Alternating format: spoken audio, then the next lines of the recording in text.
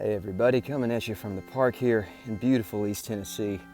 Today on Watching Knife Wildlife, we are taking a look at the WE Snecx Mini Buster. Awesome little blade. Shouldn't say little, it's a little bit more of a large knife.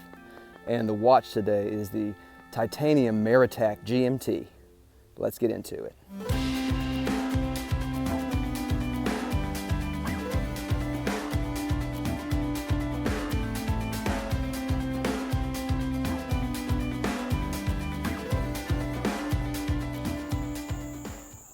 All right, y'all, a closer look at the WE Snecx Mini Buster. And what a gorgeous knife. Just look how all those facets play with the light. I mean, it's just beautiful to look at. And in many ways, I do think this is a bit of an art knife, but it still performs like a beast. As you can see, these are very well machined pieces of titanium on both sides, along with a titanium backspacer, a full backspacer too, which we don't see so much these days. One of my favorite things about this knife, in fact, is that it has a full backspacer. But just look at that. Manufactured by WE, as I said earlier, based out of China. The designer is Snecx Tan, who you can see his little logo right there. And he's most notable for his, I would say for his IFS 20 design. It really turned a lot of heads when he revealed it, because it was the first knife, as far as I know, that was designed to be taken down like a firearm. The disassembly is incredibly simple. Well, simple is not the right word. It's straightforward. There's no screws. It's held together by a series of pins and I believe one spring. And you can actually watch this disassembly on YouTube if you search Snecx Tan, S-N-E-C-X, T-A-N, IFS 20. The disassembly should show up, and it's only about 2 minutes. It's very impressive. However, the IFS 20 is not the knife we are talking about. We are talking about the Mini Buster. And let me tell you, this thing busts the competition in its price point. I am really eager to tell you this is one of my favorite knives. It was a grail of mine for a very long time. They were kind of hard to acquire for a bit there. However, they seem to be a little bit more steady in production now, so you can get these pretty readily. Price on this is $289. I realize that is quite a bit of money, but I think for what they're asking, it's more than fair. So as I said earlier, what you're getting here is a full titanium handle, sculpted and machined so elegantly. It looks otherworldly. It's definitely a design-forward knife, but it doesn't suffer for that. The performance is fantastic. The blade is 20 CV in this really nice sheep's foot shape, very utilitarian. Comes down to a very acute tip here and a nice straight blade. Really good for pull cuts, for draw cuts, for example, for opening boxes and cutting down cardboard and things like that. This kind of blade shape is great. Not so great for food prep. I've found that a big belly is really what you want for food prep, so you can do kind of those rocking cuts. However, you can still get the job done with this if you don't mind doing those draw cuts against a cutting board or something like that. But for me, this is the knife that I carry when I want to carry something that just looks cool and feels cool when you use it. We have roughly a 3.5-inch blade. I'm not sure if I said already, but this is 20 CV steel, excellent blade steel. I know we're seeing a lot of it in the premium market right now, but there's a reason for that. And it is because it is one of the most well-balanced steels in terms of the steel triangle, by which I mean corrosion resistance, wear resistance, and toughness. 20 CV, M390, CTS 204P, those three steels are some of the best bang for your buck if you want a firmly balanced in all three categories steel.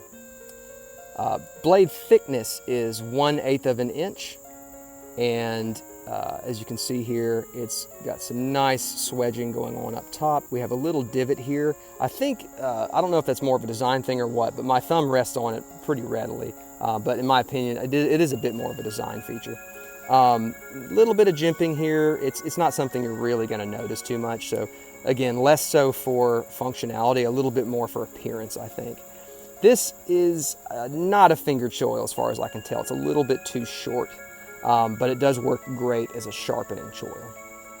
As we can see here, the whole knife is held together by simply 2 screws, our pivot screw here and our screw in the back here that holds in the back spacer. The back spacer is also held in place by some relief cuts on the inside of the spacer and the inside of the handles that causes it to sit firmly in place. It is not going anywhere, despite the fact that there's only 1 screw here.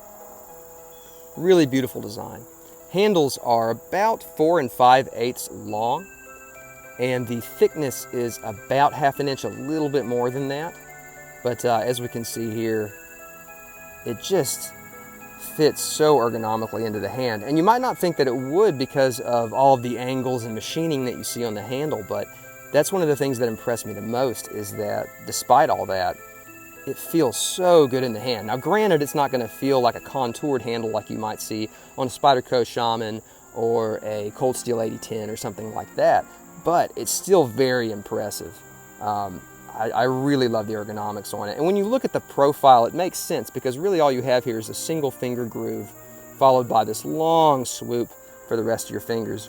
And I can quite easily get a 4-finger grip on this with my small size hands. But even if you had medium or large, large might be a bit much, but medium hands should fit this just fine too.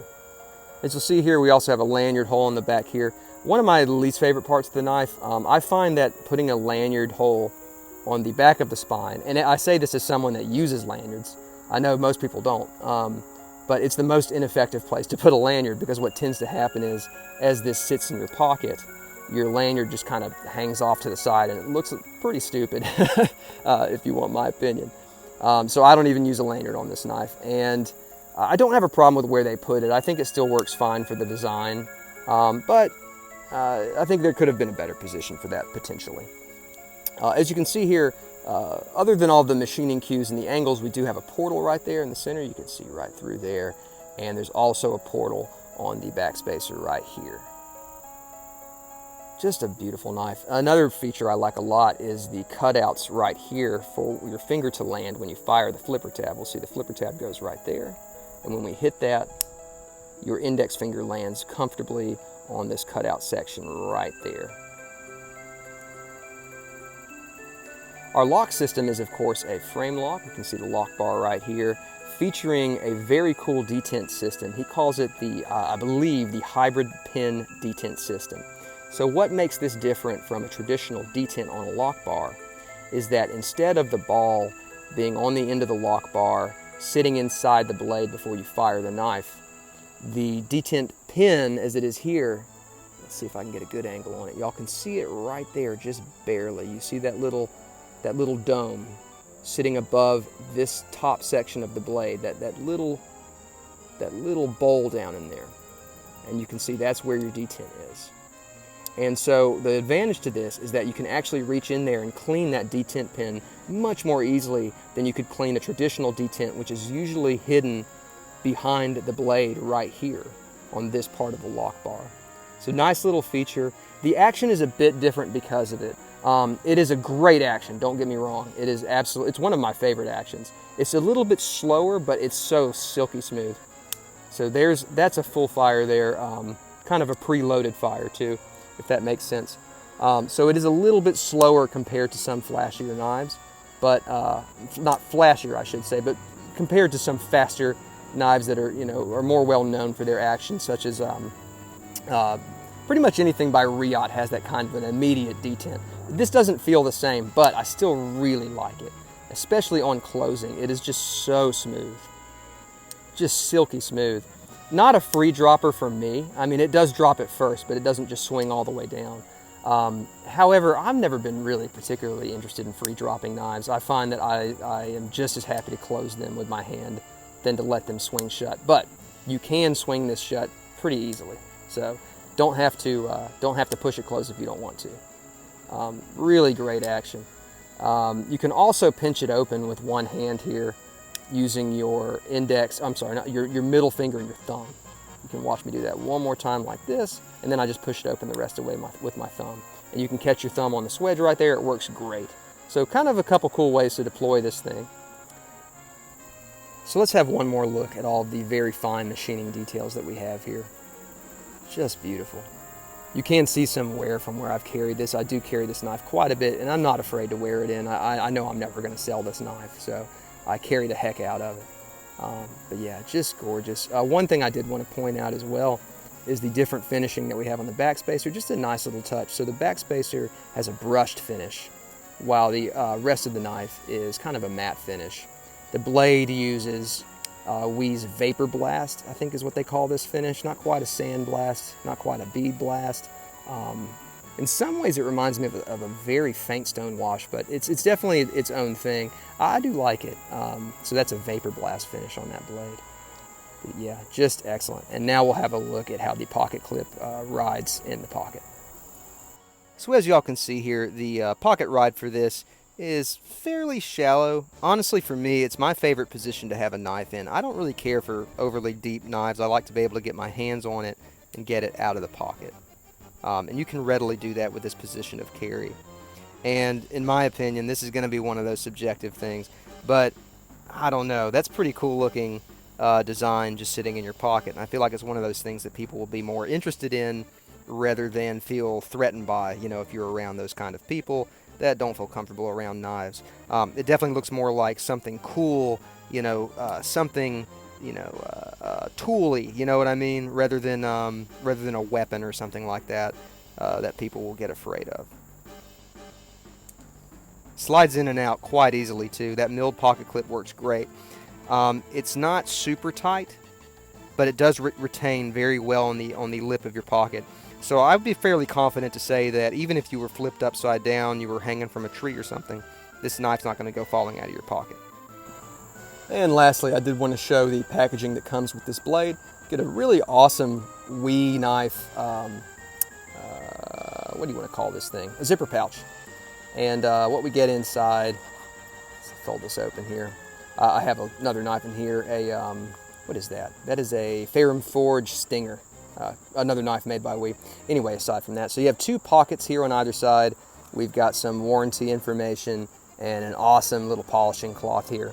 I love seeing this kind of packaging on a high-end knife rather than just, hey, here's a box, or hell, if you look at Strider, here's a plastic bag.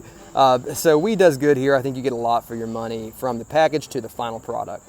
So guys, that was today's knife, the WE Snecx Mini Buster, and now let's jump into today's watch, the Maratac Titanium GMT. What a cool looking watch, guys. To steal a term from the urban gentry, very tool-tastic, very cool, usable, functional watch. As we can see here, the Maratac Titanium GMT has a Flieger design to it, it's an A-dial type Flieger design. However, we do have this inner track that shows the 24-hour time as indicated by that red fourth hand right there. So this is a quartz watch. The movement is a Ronda 515 24-hour variant for that GMT. The case, as evidenced by the name, the case is made entirely out of titanium. We have a cage number here. Maratac is a company that offers surplus items from military vendors. You can see here we have a very nice signed crown with the Maratac logo. Very cool logo there. And the case size is 39 millimeters. Our lug width is 18 millimeters. Lug to lug distance is 47 millimeters. And that case size I mentioned earlier, 39, that does not include the crown. So it is 39 from here to here. Very wearable size, especially if you have a smaller size wrist. This knife, this watch is supremely wearable. Now, this bracelet does not come with the watch. The band that the watch comes with is this band right here. It is a single pass NATO. Let's get a closer look at that. Simply a nylon webbing, although it functions very well. I've cut mine short to fit my wrist. The fittings are titanium. So for all intents and purposes, it is a full titanium watch. However, it doesn't come with a titanium bracelet. Now let me tell you where you can get a titanium bracelet. 18 millimeter titanium bracelets are notoriously hard to track down. However, there is a seller on eBay. As of this video, he's still selling these now. If you're watching this video a year in the future, I can't make you any promises. And I'll link it below. But as of this video, he is selling these bracelets designed for a Fossil sub-company called Michel Watch. And fortunately, the M&W actually seemed to match Maratac watch. These were made for a company, and then they decided to scrap them because they didn't fit the watch they were making them for. So now they're being sold in lots on eBay, and it requires some finagling. You have to move some parts around because it comes with fitted end links that don't fit this watch, but there's enough parts that you can put on a flat end link like you see here. And I think that design works really well for the Flieger aesthetic. It makes a lot of sense. This has become one of my favorite everyday watches for a lot of reasons. It's supremely readable. I mean, you can just look at this thing from across the room and you can see right now that it is 1150. Works really well in terms of legibility. And the lume is fantastic. I will drop a lume shot in right now. Excellent lume, as you can see. That is X1 Super Luminova that has been applied to this watch. Unfortunately, the 24-hour track is not lumed. Other than, I think the 12 is lumed. I've never noticed that before, and I don't know if that's just, yeah, I think it's just as a reference point for the 24-hour track. You can see that little triangle right there is our 24-hour hand, and then of course our hour and minute and second hand are also loomed very well. So I can tell you from experience, this thing will glow all night long. You will never be finding yourself in the middle of the night wondering what time it is. This thing will be letting you know for sure. Water resistance is also very good. We have 100 meters of water resistance. Matter of fact, let me check that as I say it. Yep, 100 meters. You can see it right there. We have a screw down crown, and I'll thread that out for you guys here. Threads out, pops out, and you can pull it all the way out, of course, to stop the second hand, and then move the time. Pop it back in here and pop it out once to move the GMT hand. There it goes. And you set this wherever you want. It is a really great GMT function on this watch. It's a very fair price on this watch for all of the features that you're getting. When I bought this watch, these were going for $225.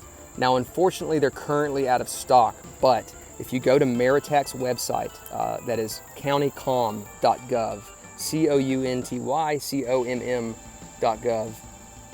If you go to their website, they randomly come in stock. So if you're able to check frequently or perhaps get on an email list, you can get this watch. It will come back in stock. So just wanted to share this one with you guys, and let me get it on my wrist and give y'all a quick wrist shot. But before that, I wanted to take a look at the case back here because it's pretty nice too. You can see a very nice engraved Maratac logo there. Got all the facts about the watch. One thing I didn't mention, we have a sapphire crystal, and of course sapphire is preferred over mineral or acrylic crystals because of its scratch resistance. You can really wear a sapphire crystal without worrying about it too much. Now that said, it's less shatterproof than a mineral crystal, but I've never been in a situation where I was worried about shattering a sapphire crystal, and I'm inclined to think most watch enthusiasts have not either. So let's take a look at this watch on the wrist. All right, guys, so here it is on my small size wrist. Fits quite well. Looks very good at that 39mm size. And of course, the camera tends to make watches look a little bit larger than they actually do in reality. However, I still think this looks really great. And before I forget, here's the packaging for the Maratac Titanium GMT. I have a couple of knives in here right now, so just ignore that. But what we have here is a pouch, very similar to the WE pouch, 2 pockets on either side. Again, just ignore these knives in here. But really cool package for a watch at that price. Both of these, I'm really, from the package that you receive to the item that you get, for the money, they're both really excellent. So guys, thanks again for joining me on Watching Knife Wildlife today. We were looking at the WE Snecx Mini Buster, just an absolutely elegant, very cool design from Snecx Tan and manufactured by WE. So big shout out to both of them for making such an awesome knife. And the watch today was the Maratac Titanium GMT. This bad boy coming in at $225, this one coming in at $289. Links below to any of the sites that are selling these. And if you guys have any questions, any opinions, anything that you want to ask or want to know about either of these, feel free to hit me up in the comments. Thanks so much for watching. See you guys.